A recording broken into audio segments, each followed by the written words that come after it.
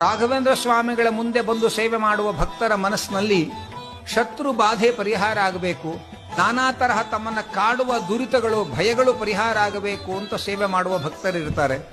ಅವರು ರಾಘವೇಂದ್ರ ಸ್ವಾಮಿಗಳ ಮುಂದೆ ತಮ್ಮ ಮನವಿಯನ್ನು ಇಟ್ಟಾಗ ಪ್ರಾಣದೇವರು ಇವರ ಮನವಿಯನ್ನ ನರಸಿಂಹದೇವರ ಮುಂದೆ ಇಡ್ತಾರೆ.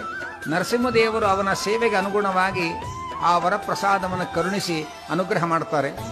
ಮತ್ತೆ ಕೆಲವರು ಕಳೆದುಕೊಂಡ ಸಾಮ್ರಾಜ್ಯವನ್ನು ಮತ್ತೆ ಪಡೆಯಬೇಕು, ಕಳೆದುಕೊಂಡ ಅಧಿಕಾರವನ್ನು ಮತ್ತೆ ಪಡೆಯಬೇಕು, ಕಳೆದುಕೊಂಡ ತನ್ನ ಸಂಪತ್ತನ್ನು ಮತ್ತೆ ಪಡೆಯಬೇಕು ಅನ್ನುವ ಆಕಾಂಕ್ಷೆಯಿಂದ ಬಂದಿರುತ್ತಾರೆ. ಅವರ ಮನವಿಯನ್ನ ಪ್ರಾಣದೇವರು ರಾಮದೇವರ ಮುಂದಿಡುತ್ತಾರೆ. ರಾಮದೇವರು ಸೇವಾಕರ್ತನ ಭಕ್ತಿ ಶ್ರದ್ಧೆಗಳಿಗೆ ಅನುಗುಣವಾಗಿ ಅವರು ಅದನ್ನ ಮಂಜೂರು ಮಾಡ್ತಾರೆ.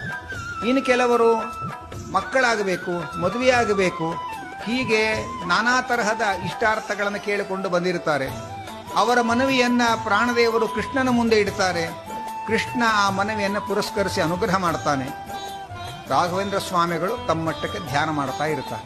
ಯಾವ ಯಾವ ಭಕ್ತರಿಗೆಲ್ಲ ಈ ಭಗವಂತ ತನ್ನ ಬೇರೆ ಬೇರೆ ರೂಪಗಳಿಂದ ಅವರವರ ಅಭೀಷ್ಟಗಳನ್ನ ದಯಪಾಲಿಸ್ತಾ ಇರ್ತಾನೆ, ಅದಕ್ಕೆ ರಾಘವೇಂದ್ರ ಸ್ವಾಮಿಗಳು ಸಂಗ್ರಹ ಮಾಡಿಕೊಂಡ ಪುಣ್ಯವನ್ನು ಜಮಾ ಮಾಡ್ಕೊಳ್ತಾ ಇರ್ತಾರೆ. ರಾಘವೇಂದ್ರ ಸ್ವಾಮಿಗಳು ಗಳಿಸಿಕೊಂಡ